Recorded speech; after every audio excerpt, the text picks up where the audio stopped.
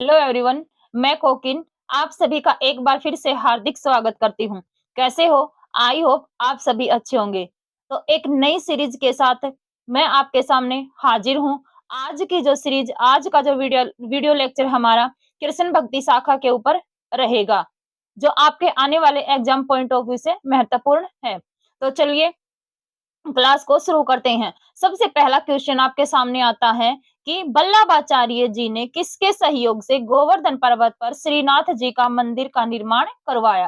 Question क्या पूछा गया है आपसे कि वल्लभाचार्य ने किसके सहयोग से गोवर्धन पर्वत पर श्रीनाथ जी का मंदिर का निर्माण करवाया? यानी कि वल्लभाचार्य ने किसके सहयोग से गोवर्धन पर्वत पर श्रीनाथ जी का मंदिर बनवाया था? ये क्वेश्चन आपसे पूछा गया है।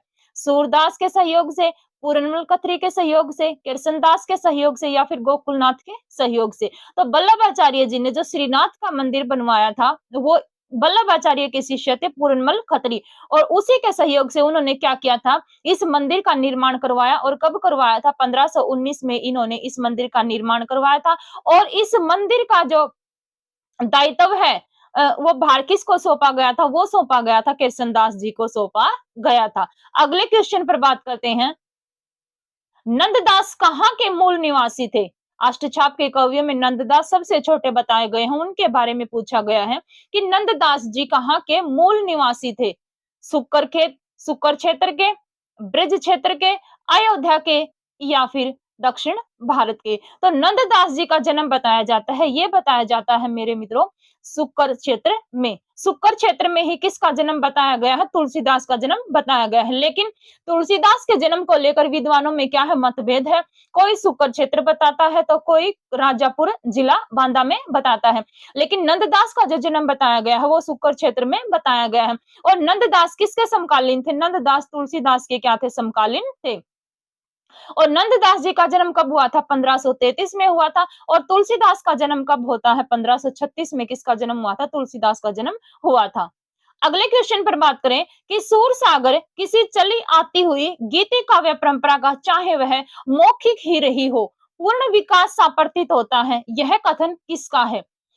सूरदास की रचना सूरसागर, उसके बारे में पूछा गया है आपसे कि किसी चली आती हुई गीति परंपरा का, चाहे वह मौखिक ही रही हो, पूर्ण विकास सा प्रतीत होता है, किसका कथन है? आपके सामने ऑप्शन है डॉक्टर नगेंद्र, प्रभुदयाल मित्तल, आचार्य रामचंद्र शुक्ल, हजारी प्रसाद द्विवेदी। तो ये कथन कहा है? ये कहा है आचार्य रामचंद्र शुक्ल ने।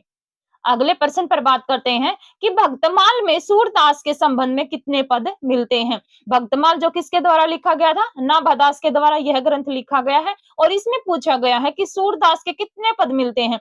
एक, दो, तीन या चार? तो भक्तमाल में नाभादास का केवल एक ही पद हमें देखने को मिलता है। तो option number A is right answer. अगले क्वेश्चन पर बात करें कि सूरदास के गुरु का क्या नाम था?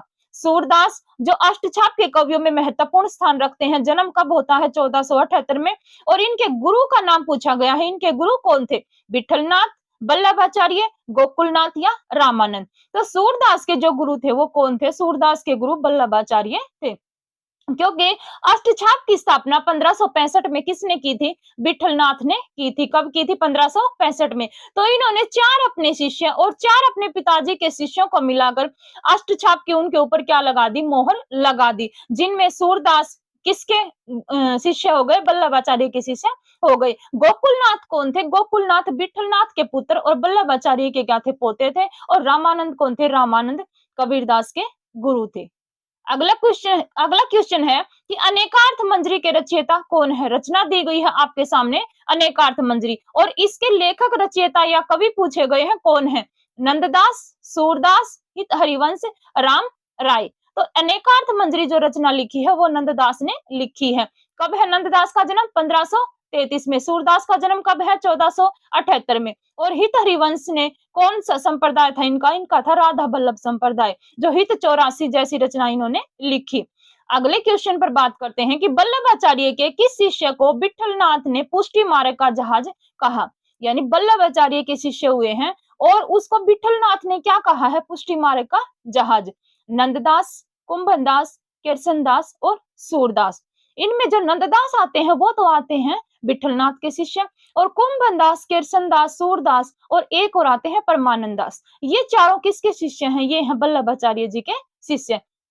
तो पुष्टि मार्ग का जहाज वल्लभाचार्य के शिष्य को विठलनाथ ने किसको कहा है? ये कहा था सूरदास को। किसको कहा था? सूरदास को। सूरदास की जब मृत्यु होती है उस पर विठलनाथ जी लिखते हैं कि पुष्टि मार्ग का जहाज जात है, जो कछु लेना हो सो ले। तो किसके बारे में कहा है? ये आपको याद रखना है। किसके बारे में कहा है? ये कहा है सूरदास जी के बारे में। नंददास का जन्म 1533, कुंभनदास सबसे बड़े थे तो 1478, किरसनदास का जन्म आता है 1496 और सूरदास का जन्म आता है 1478 में। अगले क्वेश्चन पर बढ़ते हैं। सूर का भ्रमर गीत वियोग श्रृंगार का सर्वोच्च शिखर है। विरह की इतनी वैविध्य मानसिक दशाएं शायद ही कहीं मिले, किस आलोचक का कथन है? जो सूरदास जी का भ्रमर गीत है उसके बारे में बताया गया है कि जिसमें जो वियोग श्रृंगार का सर्वोच्च शिखर है और विरह की इतनी वैविध्यपूर्ण मानसिक दशाएं शायद ही कहीं मिले, किस यह कथन किस आलोचक का है? रामचंद्र शुक्ल का, हजारी प्रसाद द्विवेदी का, ब्रजेश्वर वर्मा का और बच्चन सिंह का। तो ये जो कथन बताया गया है ये बताया है डॉक्टर बच्चन सिंह ने अपने इतिहास ग्रंथ में। तो किसका कथन है ये? डॉक्टर बच्चन सिंह का। अगले क्वेश्चन पर बात करते हैं कि जयदेव और विद्यापति के राधा कृष्ण के वर्णन संबंधी गीतों को गाते गाते भाव विभोर होकर रोते रोते मूर्छित हो जाने वाले आचार्य कौन है? जयदेव और विद्यापति के जो राधा कृष्ण संबंधी गीत थे उनको गाते गाते बेहोश कौन हो जाया करते थे, मूर्छित कौन हो जाया करते थे, ये बताया जाता है चैतन्य महाप्रभु के बारे में। चैतन्य महाप्रभु का जो दर्शन था, वाद था, वो कौन कौन सा था? अचिंत्य भेदा भेदवाद। तानसेन कौन थे? तानसेन जो है वो गोविंद स्वामी का क्या सुनने आया करते? भजन सुनने, या उन वे जो गीत गाते थे उनको सुनने के लिए आया करते थे। हित हरिवंश ने राधा बल्लभ संप्रदाय की स्थापना की थी और स्वामी हरिदास भी राधा बल्लभ संप्रदाय के अंतर्गत महत्वपूर्ण कवि आते हैं। स्वामी हरिदास और श्री भट्ट, इन दो कवियों का नाम आता है राधा बल्लभ संप्रदाय में। अगले क्वेश्चन पर बात करें कि सूरदास को जीवन उत्सव का कवि किसने माना? सूरदास को जीवन उत्सव का कवि किसने माना है? ये क्वेश्चन आपसे पूछा गया है। ब्रजेश्वर शर्मा ने, रामचंद्र शुक्ल ने, आचार्य हजारी प्रसाद द्विवेदी ने, या गणपति चंद्र गुप्त ने? तो सूरदास जी को जीवन उत्सव का कवि किसने माना था? ये माना था आचार्य रामचंद्र शुक्ल ने। अगले क्वेश्चन पर बढ़ते हैं कि सूर सागर का उपजीव्य ग्रंथ माना गया है, यानी सूर सागर जो लिखा गया है वो किसके आधार पर, किसको आधार बनाकर लिखा गया है? ये आपसे क्वेश्चन किया गया है। गीता, ऋग्वेद, भागवत पुराण, हरिवंश पुराण। तो सूर सागर का जो उपजीव्य ग्रंथ माना जाता है मित्रों, वो माना जाता है भागवत महापुराण को। नेक्स्ट क्वेश्चन है कि वल्लभाचार्य प्रवर्तित कृष्ण भक्ति का दार्शनिक आधार क्या है? यानी वल्लभाचार्य जी ने कौन से दर्शन का प्रतिपादन किया था? ये क्वेश्चन आपसे पूछा गया है। द्वैत दर्शन, अद्वैत दर्शन, विशिष्टाद्वैत दर्शन, या शुद्धाद्वैत दर्शन। तो वल्लभाचार्य जी का जो वाद था या जो संप्रदाय जो दिया था, इन्होंने कौन सा दिया था? ये दिया था शुद्धाद्वैतवाद दर्शन दिया था। विशिष्टाद्वैतवाद किसका था? तुलसी जी का। और अद्वैतवाद किसका था? कबीरदास जी का। अगले क्वेश्चन पर बात करते हैं कि राधा बल्लभ संप्रदाय के प्रवर्तक कौन थे? जो राधा बल्लभ संप्रदाय हुआ है, कृष्ण शाखा में अलग अलग संप्रदाय निकले हैं, सखी संप्रदाय, बल्लभ संप्रदाय, राधा बल्लभ संप्रदाय, निम्बार्क संप्रदाय। तो आपसे क्वेश्चन किया गया कि राधा बल्लभ संप्रदाय के प्रवर्तक कौन है?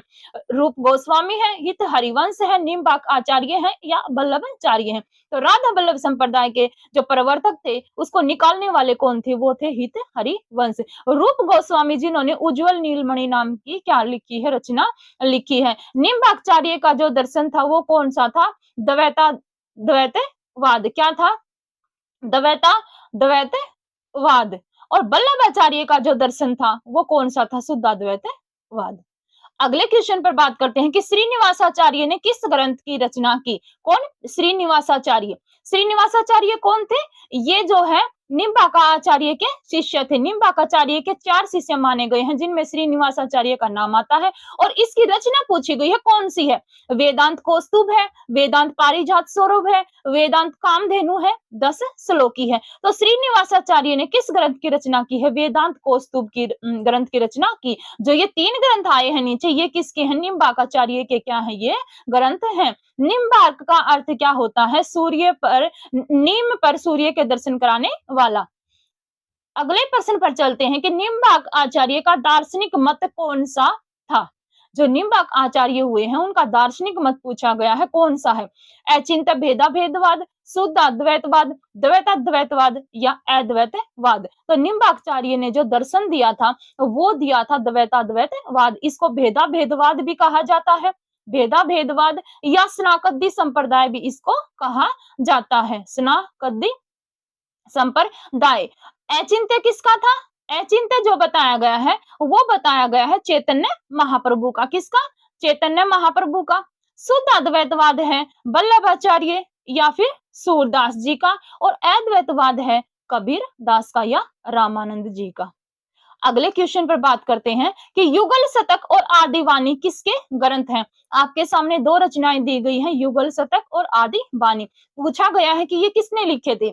निम्बार्काचार्य ने, हरिव्यास देव ने, श्री भट्ट ने, परशुराम देव ने। तो जो ये दोनों ग्रंथ लिखे गए थे मोस्ट हैं ये किसने लिखे थे? श्री भट्ट जी ने लिखे थे। और श्री भट्ट कौन है? श्री भट्ट जो है वो राधा वल्लभ संप्रदाय में आने वाले महत्वपूर्ण कवि हैं। हरिव्यास देव भी इसी में आते हैं, और हरिव्यास देव को विशाख सखी का क्या माना जाता है? अवतार माना जाता है। और परशुराम देव कौन है? परशुराम देव जिन्होंने राधा वल्लभ संप्रदाय की जो गद्दी थी वो सेलामाबाद में क्या की थी? स्थापित की थी। ये वही कौन है? परशुराम देव हैं।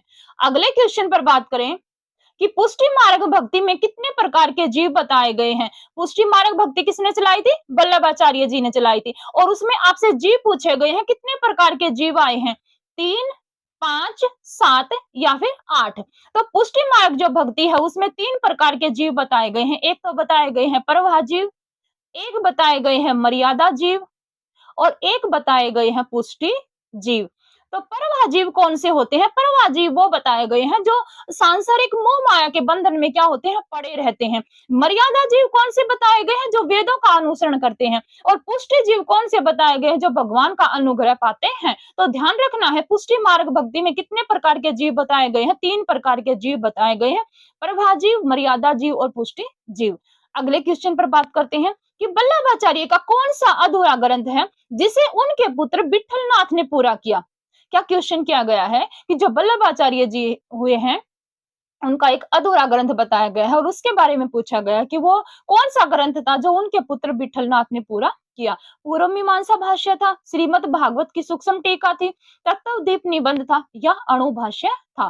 तो जो ये वल्लभाचार्य का अधूरा ग्रंथ बताया गया है अणु भाष्य, और ये पूरा किसने किया था? ये विठलनाथ ने पूरा किया था। और ये जो ऊपर तीनों ग्रंथ बताए गए हैं यही क्या है? ये भी वल्लभाचार्य के ग्रंथ है। अणु भाष्य के बारे में आपको एक बात और याद रखनी है कि अणु भाष्य में ही वल्लभाचार्य जी ने क्या दिया था? जो शुद्ध अद्वैतवाद है, जो दर्शन है, उसका प्रतिपादन कौन सा ग्रंथ माना जाता है? अणु भाष्य को ही माना जाता है। ये बात आपको ध्यान रखनी है। अगले क्वेश्चन पर बात करते हैं कि आचार्य रामचंद्र शुक्ल के अनुसार अष्टछाप के कवियों का क्रम क्या है? किसके अनुसार पूछा गया है? रामचंद्र शुक्ल के अनुसार। बेसिकली हम जब अष्टछाप के कवियों का क्रम देखते हैं तो उसमें सबसे पहले कौन आते हैं? कुंभनदास आते हैं। लेकिन रामचंद्र शुक्ल अपने इतिहास ग्रंथ भक्ति काल प्रकरण 5 में कृष्ण काव्य धारा को स्थान देते हैं, और वहां पर टोटल 18 कवियों को रखते हैं, जिनमें सबसे पहले वल्लभाचार्य, और लास्ट में किसको रखते हैं? लास्ट में रखते हैं ध्रुवदास को। तो यहाँ पर पूछा गया है अष्टछाप के कवियों का क्रम किसके अकॉर्डिंग? रामचंद्र शुक्ल के अनुसार। तो सबसे पहले वो किसको रखते हैं? नंददास जी को, सूरदास को, कृष्णदास को, परमानंद दास को। ऑप्शन नंबर 2 है सूरदास, नंददास, कृष्णदास, परमानंद दास। ऑप्शन नंबर 3 है परमानंद दास, कृष्णदास, सूरदास या नंददास। और ऑप्शन नंबर 4 है नंददास, परमानंद दास, कृष्ण, सूरदास और कृष्ण दास। तो आचार्य रामचंद्र शुक्ल जी अपने ग्रंथ में सबसे पहले वल्लभाचार्य को रखते हैं, और उसके बाद सूरदास को स्थान देते हैं। तो सूरदास न डी में, न सी में और न ए में, तीनों ऑप्शन गए, बचा ऑप्शन नंबर बी। तो यही आपका क्या हो जाएगा? राइट हो जाएगा। सूरदास के बाद रखते हैं नंददास को, नंददास के बाद कृष्णदास को, फिर परमानंद दास को, फिर चतुर्भुज दास को, फिर चित स्वामी को, और फिर लास्ट में किसको रखते हैं? गोविंद स्वामी को रखते हैं। इस तरह से क्या है? आचार्य रामचंद्र शुक्ल के अनुसार अष्टछाप के कवियों का क्रम है। ये ध्यान रखना है आपको, रामचंद्र शुक्ल के अकॉर्डिंग अष्टछाप के कवियों का क्या क्रम है। अगला प्रश्न पूछा गया है कि जो द्वादश यश, भक्ति प्रताप, हितजू को मंगल किसके ग्रंथ है? 3 ग्रंथ आपके सामने दिए गए हैं, और आपको इसका उत्तर बताना है कि ये जो ग्रंथ लिखे हैं वो किसने लिखे हैं? किसने लिखे हैं? चतुर्भुज दास ने, नंददास ने, कृष्ण दास ने या फिर कुंभन दास ने। तो ये तीनों ग्रंथ बताए गए हैं, ये किसके बताए गए हैं? ये बताए गए हैं चतुर्भुज दास जी के। और एक बात आप लोगों को क्या ध्यान रखनी है यहाँ पर, ये ध्यान रखनी है कि जो ये तीनों ग्रंथ हैं, ये रामचंद्र शुक्ल ने तीन ही ग्रंथ माने हैं। किसके माने हैं? चतुर्भुज दास के माने हैं। नंददास का जन्म है 1533 में, कृष्णदास का जन्म है 1496 में, और कुंभन दास का जन्म कब है? 1468 में, और चतुर्भुज दास का जन्म कब है? 1515 में। तो जो ये तीन ग्रंथ बताए गए हैं, ये किसके हैं? चतुर्भुज दास के ग्रंथ हैं हो। और इनमें हितजू को मंगल, ये बार बार एग्जाम में पूछा जाने वाला क्वेश्चन है। अगला क्वेश्चन है कि मोह मन गिरधर छवि पे अटक्यो, ललित त्रिभंग चाल पे चली के, चिबुक चारी गढ़ी ठटक्यो। ये जो पंक्ति है ये दी गई है और आपसे पूछा गया है कि यह पंक्ति अष्टछाप के कवियों में किसकी है? परमानंद दास की, कृष्णदास की, नंददास की, या फिर सूरदास की। तो ये जो पंक्ति दी गई है, मोह मन गिरधर छवि पे अटक्यो, ये बताई गई है कृष्णदास की। किसकी बताई गई है? कृष्णदास की। अगले क्वेश्चन पर बात करते हैं कि अष्टछाप के कवियों में निम्न में से कौन सा क्रम सही है? अब आपसे ये नहीं पूछा गया कि रामचंद्र शुक्ल के अकॉर्डिंग या फिर हजारी प्रसाद द्विवेदी के अनुसार, बच्चन सिंह के अनुसार। आपसे सिर्फ सीधा सीधा क्वेश्चन किया गया है कि अष्टछाप के कवियों का क्रम सही है। कुंभन दास 1478, सॉरी यहाँ पे क्रम नहीं आएगा, निम्न में से कौन सा जो क्रम है वो सही है, ये पूछा गया है आपसे क्वेश्चन में। कुंभन दास 1478, सूरदास 1488, कृष्णदास 1496, नंददास 1542। तो इनमें कौन सा सही है? इनमें से जो कृष्णदास का जो जन्म बताया गया है वो बताया गया है 1496 में, और यही क्या है? सही है। कुंभन दास का जन्म कब है? 1468 में। सूरदास का जन्म कब है? 1478 में। और नंददास का जन्म कब है? 1533 में। तो कृष्णदास का जन्म कब है? 1496 में, और यही आपका राइट आंसर हो जाएगा। अगले क्वेश्चन पर बात करते हैं कि निम्न में से कुंभन दास के बारे में कथन गलत है। क्वेश्चन किसके बारे में किया गया है? कुंभन दास के बारे में। और क्या पूछा गया है कि गलत है?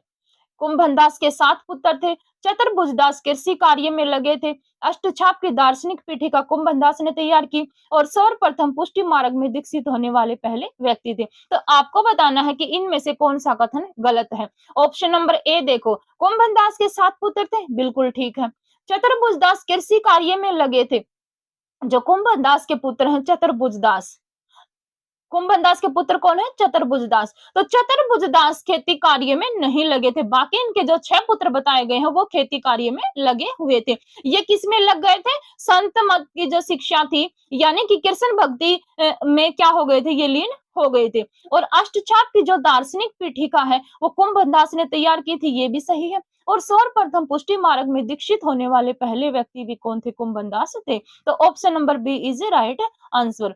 अगले क्वेश्चन पर चलते हैं कि रास पंचाध्यायी को हिंदी का गीत गोविंद किसने कहा है? रास पंचाध्यायी किसकी रचना है? नंददास की रचना है। किसमें लिखी गई है? रोला छंद में ये लिखी गई है। और अनुप्रासादिक युक्त रचना यह मानी गई है। तो हिंदी का गीत गोविंद इसको किसने कहा है? वियोगी हरि ने, रामचंद्र शुक्ल ने, गणपति चंद्र गुप्त ने, हजारी प्रसाद द्विवेदी ने। तो रास पंचाध्यायी को हिंदी का गीत गोविंद किसने कहा है मित्रों? ये कहा है वियोगी हरि ने। मोस्ट इंपोर्टेंट रचना है, बार बार आपसे एग्जाम में पूछी जाती है।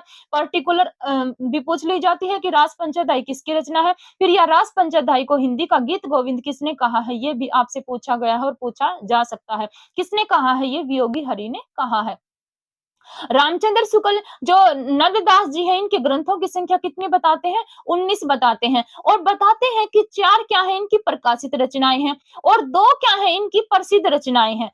4 प्रकाशित रचना में किन किन का नाम लेते हैं? रास पंचाध्यायी का, अनेकार्थ मंजरी का, अनेकार्थ नामवाला का, और भ्रमर भंवर गीत का। भ्रमर गीत किसकी है? सूरदास की। और भंवर गीत किसकी है? नंददास की। यानी यहाँ पर क्या समझे आप लोग कि 19 ग्रंथ बताते हैं अपने इतिहास में, किसके? नंददास के। और 4 क्या बताते हैं कि 4 क्या है इनकी प्रामाणिक रचनाएं हैं, और 2 क्या है इनकी प्रसिद्ध रचनाएं हैं, जिसमें भंवर गीत और कौन सी है? रास पंचाध्यायी है। अगले क्वेश्चन पर बात करें कि चित स्वामी के बारे में निम्न में से कौन सा कथन सही है? क्या पूछा गया है? सही है। जो ये सही, नहीं, असत्य, सत्य, इन पे आपको ज़्यादा ध्यान देने की ज़रूरत होती है। जब एग्ज़ाम हॉल में बैठो और क्वेश्चन पेपर जब आपके सामने आए, क्वेश्चन पढ़ो, तब आप उसमें सही, नहीं, सत्य, असत्य देखा करो और उसके नीचे तुरंत अंडरलाइन कर लो, ताकि आपको पता लग जाए कि सत्य पूछा गया है या असत्य पूछा गया है। तो आपसे पूछा गया है कि चित्तस्वामी के बारे में निम्न में से कौन-सा कथन सही है?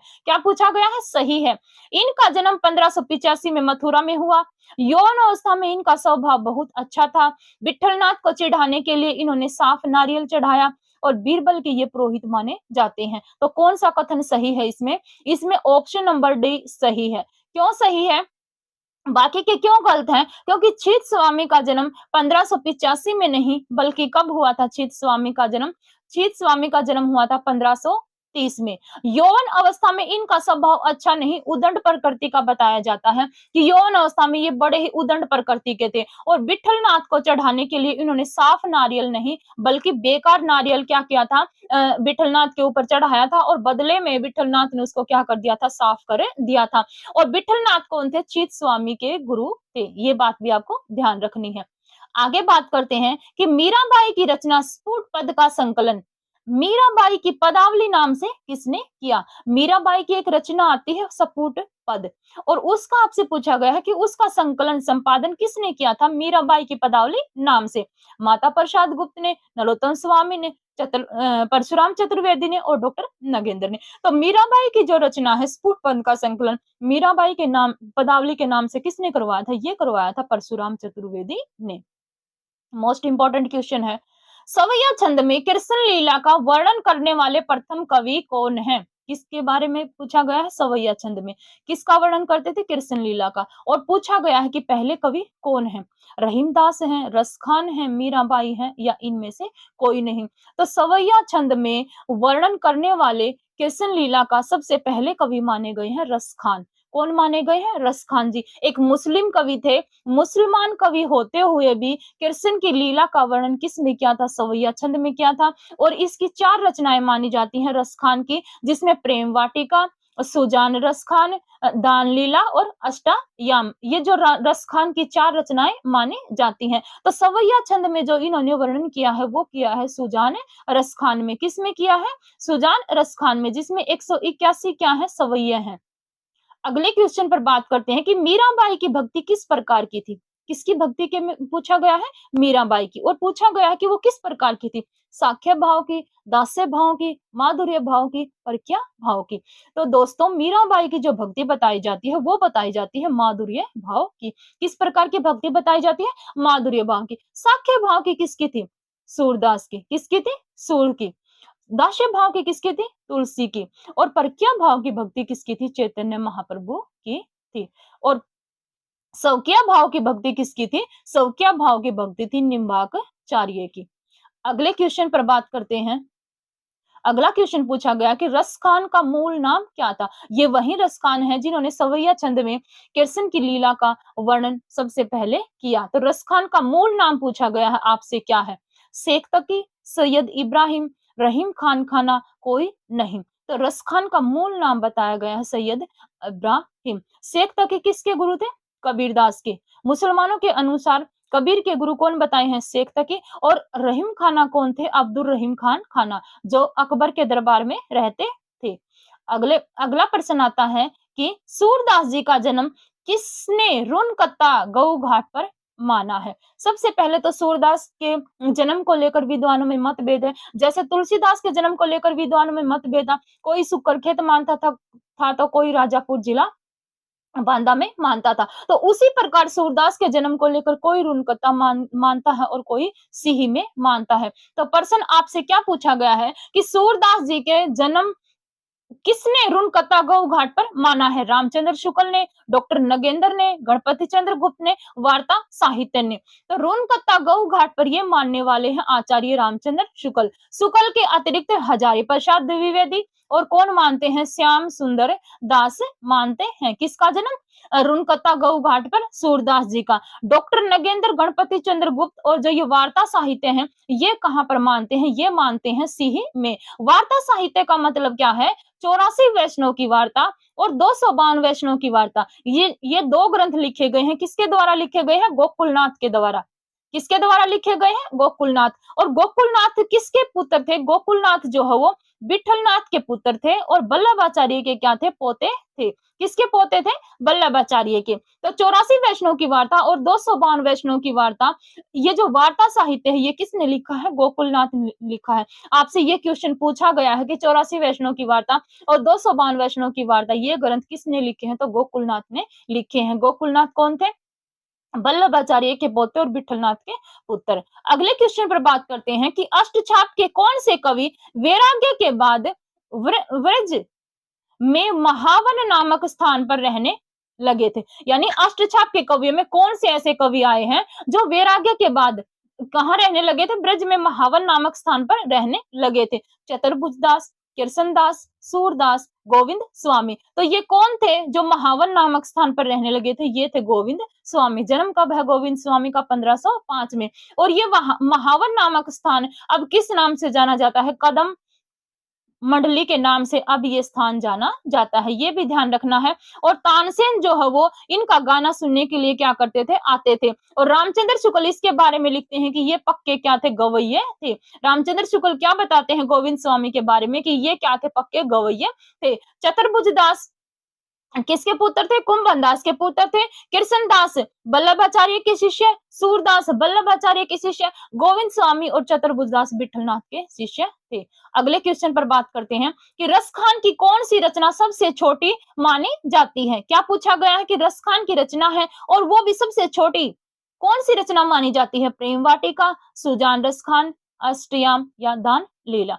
तो जो सबसे छोटी रचना मानी गई है रसखान जी की, वो मानी गई है दान लीला। क्यों मानी गई है? क्योंकि इसमें क्या है? सिर्फ 18 छंद हैं।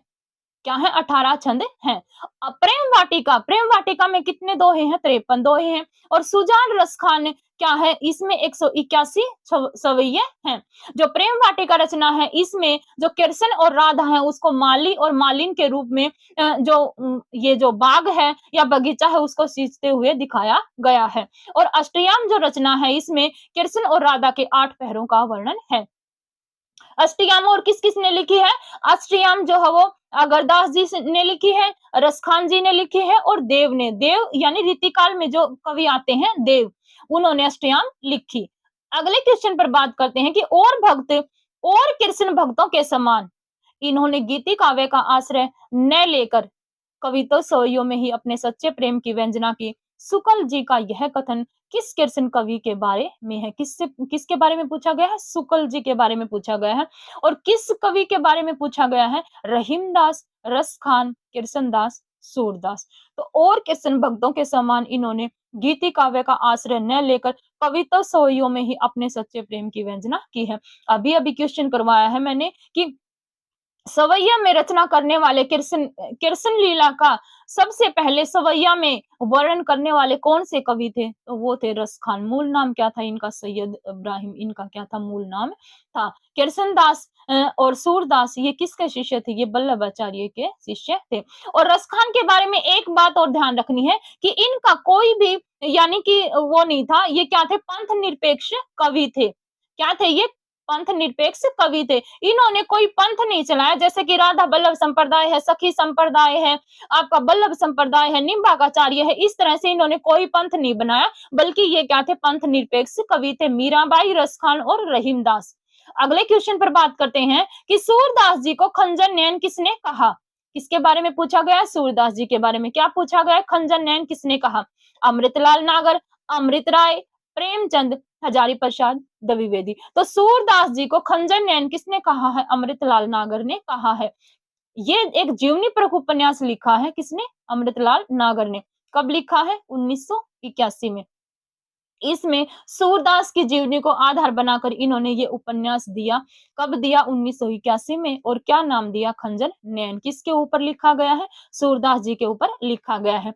एक और उपन्यास इन्होंने लिखा है, वो कौन सा उपन्यास है इनका? मानस का हंस। कौन सा उपन्यास है? मानस का हंस। किसने लिखा है? अमृतलाल नागर ने। ये भी जीवनी परक उपन्यास है। और किसके ऊपर लिखा है इन्होंने? ये तुलसीदास के ऊपर लिखा है। आपके यूजीसी नेट का जो सिलेबस है उसमें ये उपन्यास लगा हुआ है। और कब लिखा है? 1972 में इन्होंने ये उपन्यास लिखा था। कब लिखा था? 1972 में। और खंजर नयन कब लिखा था? 1981 में। खंजर नयन किसके ऊपर है? सूरदास के ऊपर। और जो मानस का हंस है वो किसके ऊपर है? तुलसीदास के ऊपर। दोनों क्या है? जीवनी परक उपन्यास है। और किसने लिखे हैं? अमृतलाल नागर ने लिखे हैं। प्रेमचंद और अमृत राय, प्रेमचंद के पुत्र कौन थे? अमृत राय। इन दोनों का पिता पुत्र का संबंध है हजारी प्रसाद द्विवेदी, जिसका जन्म 1907 में हुआ था। अगले क्वेश्चन पर बात करते हैं। अष्टछाप के कवियों का सही क्रम है। क्या पूछा गया कि अष्टछाप के जो कवि हैं उनका सही क्रम आपसे पूछा गया है। कुंभन दास, सूरदास, परमानंद दास, कृष्ण दास। कृष्ण दास, परमानंद दास, कुंभन दास, सूरदास। सूरदास, परमानंद दास, कृष्ण दास, कुंभन दास। परमानंद दास, सूरदास, कृष्ण दास या कुंभन दास। तो आपको बताना है कि अष्टछाप के कवियों का सही क्रम क्या है। अगर आपको ये पता है कि सबसे बड़े कौन थे, अष्टछाप के कवियों में सबसे बड़े कौन थे, तो आप एक ही ऑप्शन से इस क्वेश्चन को निकाल जाओगे। कैसे? सबसे बड़े बताए जाते हैं कुंभन दास। कब जन्म है? 1468 में। कुंभन दास किसी और ऑप्शन में है? बी में नहीं है, सी में नहीं है, डी में नहीं है। तीन ऑप्शन गए, बचा ऑप्शन नंबर ए। इस तरह से क्वेश्चन को क्या किया करो? एलिमिनेट किया करो। अगर ऑप्शन वाले क्वेश्चन आते हैं ना, तो उनके करने का सही तरीका क्या है? एलिमिनेशन मेथड को अपनाना। एलिमिनेशन मेथड के द्वारा आप क्या कर जाओगे? क्वेश्चन को सही कर जाओगे। जैसे कुंभन दास किसी और में नहीं दिया गया और आपको पता है कि कुंभन दास सबसे बड़े हैं, तो कुंभन दास के बाद कौन आते हैं? सूरदास 1478 में। परमानंद दास आते हैं 1493 में। और कृष्ण दास कब आते हैं? 1496 में। और ये चारों किसके शिष्य बताए गए? ये चारों बताए गए हैं वल्लभाचार्य के शिष्य। इसके बाद आते हैं गोविंद स्वामी, फिर आते हैं चतुर्भुज चित स्वामी, फिर आते हैं चतुर्भुज दास और लास्ट में कौन आते हैं? नंददास। ये चारों किसके शिष्य हैं? ये चारों शिष्य हैं विठल नाथ के। और विठल नाथ ने 1565 में क्या कर दी थी? अष्टछाप की स्थापना कर दी थी।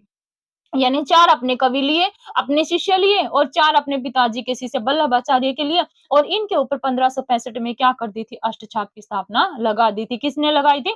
विठल नाथ ने। तो ये थे आपके ऐप पर अब तक मैंने जितने भी कृष्ण भक्ति शाखा से संबंधित आपको वीडियो प्रोवाइड करवाए हैं उनसे संबंधित क्वेश्चन। आपको पता है कि ऐप पर जितना भी हफ्ते में वीकली जो कंटेंट आपको करवाया जाता है, वीकली टेस्ट आपको वाईटी पर क्या किया जाता है? उपलब्ध करवाया जाता है। तो interested student teaching goals app को डाउनलोड करके वहां पर मेरे साथ जुड़ सकता है, जहां पर मैं आपको कंप्लीट सिलेबस करवाऊंगी, जिसमें आपको एनसीईआरटी, हिंदी व्याकरण, काव्य शास्त्र और जो हिंदी साहित्य है सब कुछ वहां पर क्या किया जाएगा? कवर करवाया जाएगा। आप कमेंट बॉक्स में बताना कि आपके कितने क्वेश्चन सही हुए। और जाते जाते छोटा सा प्यारा सा कमेंट छोड़ जाना, ताकि टीचर को क्या करे? मोटिवेट करे। अगर आपका कोई नेगेटिव पॉइंट भी होता है, वो भी टीचर के लिए किसका काम करता है? फीडबैक का काम करता है। जरूरी नहीं है कि टीचर हमेशा किसी दूसरे को सिखाता है, नहीं, टीचर सिखाने के साथ साथ क्या करता है? सीखता भी है।